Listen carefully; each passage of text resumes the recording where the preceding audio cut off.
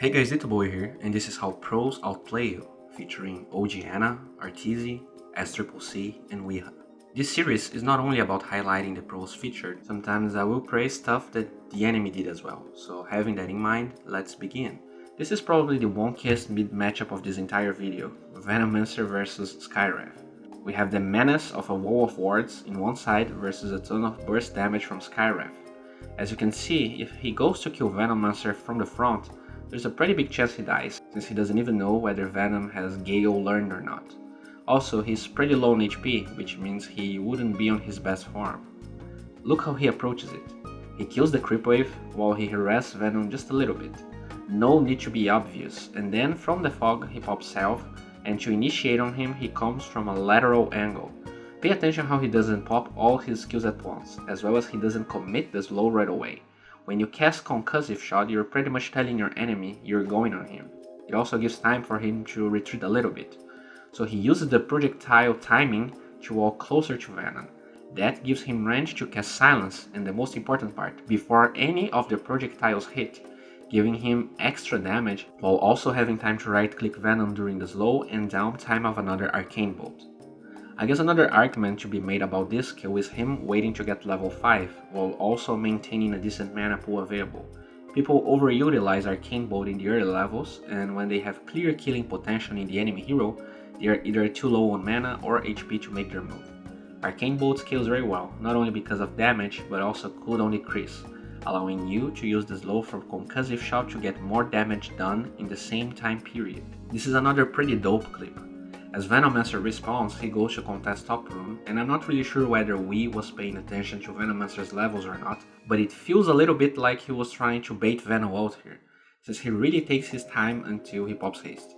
The real play though happens a little bit after he heals in the shrine and immediately TPs mid to abuse the rest of haste duration to kill him.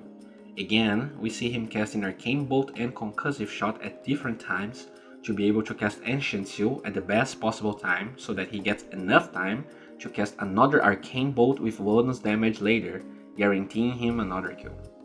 In this first clip, we see Ana abusing Windranger's level 4 power spike. It is possible to get solo kills at level 2, even 3 with Windranger, but level 4 is usually more reliable, since you can use your stun to be sure that power shot is going to hit. To get this kill, there are 3 really important things Ana does. The first one is casting power shot while he regens with his shrine. As you can see, he was very low on HP but high on mana, so that's both efficient and lowers Sniper's HP at the same time.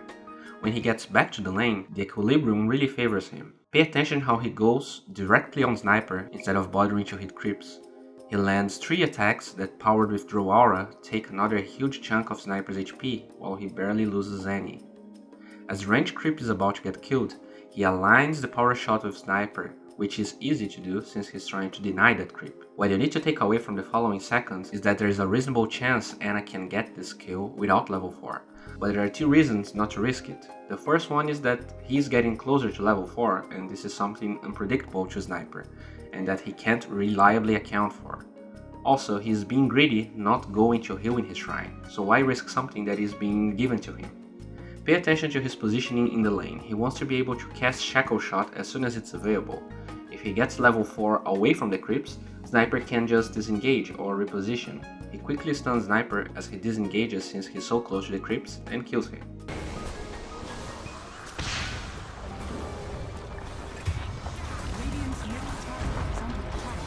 If you watch closely, you'll see that he confirms that Sniper has one Fairy Fire, and because of that he keeps attacking even though it feels like Sniper is going to die. A lot went on getting this kill, and while knowledge is important, if you want to be able to pull off stuff like that, training 1 vs 1s and playing a lot of games is a necessity.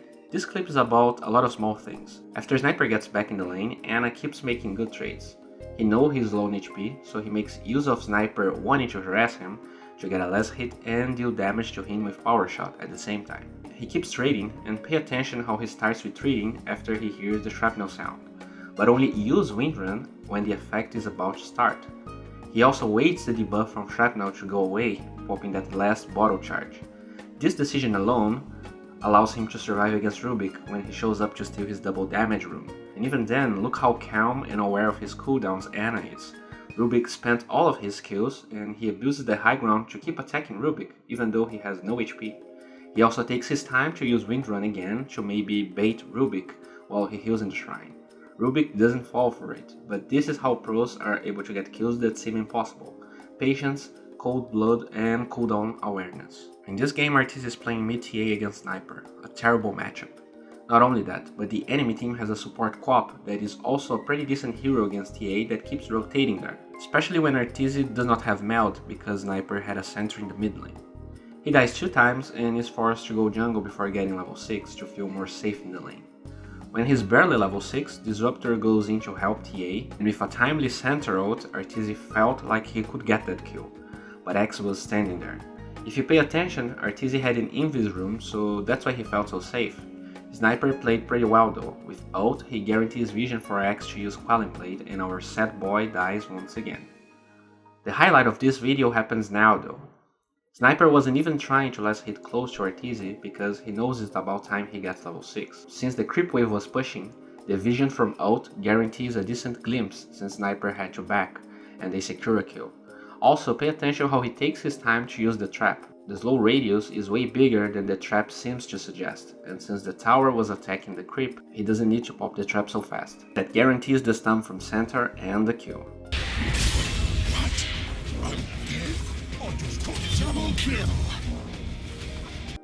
Another great kill happens here. Despite having 4 deaths, Arteezy was able to farm his way very efficiently in the jungle. Check how he abuses the power spike of reaching level 10 to kill Sniper. Sniper doesn't feel afraid, since in his perspective, Arteezy is still far behind. Knowing what Arteezy does here in no way makes you more likely to pull this off in a game. He's trying to harass Sniper once before going deep for the kill. He predicts the movements from the enemy to not only place a trap, but deal damage through Psyblades. Also, see how he doesn't instantly pop the trap? With that extra bit of slow and the attack speed he got from the level 10 talent, he is able to kill Sniper with the last attack. I talked a lot about this in several of my videos, but Storm is a hero that is completely reliant on having Bloodstun. After those kills in the laning phase, he pretty much just farmed his item, and even then, they had a very hard time engaging, since the enemy team has 2 invisible heroes as well as a Blink Slardar ready to counter-initiate. They finally get a good fight. He was going for Windranger, but since Slark was careless with Dark Pact, he engages. See how he uses ult before Dark Pact is even over? Since he has only level 2 ult, the travel time will be enough for him to reach Slark as soon as it ends. By queuing Vortex through the fog at nighttime, and this is crucial for this kill to be possible, he snipes Slark. But it doesn't end up here though. When Clock initiates, pay attention how he goes for Witch Doctor instead of the hero trapped in the cogs. He's trapped anyway, so he can go for it later. He also clicks behind Witch Doctor to guarantee that even if he runs away, he will have range to slow him with Electric Vortex later. He times all his skills perfectly, killing him, and as they chase Slardar, see how much he walks and waits for a good angle to his jump? Crispy play. Dire's middle tower is under attack.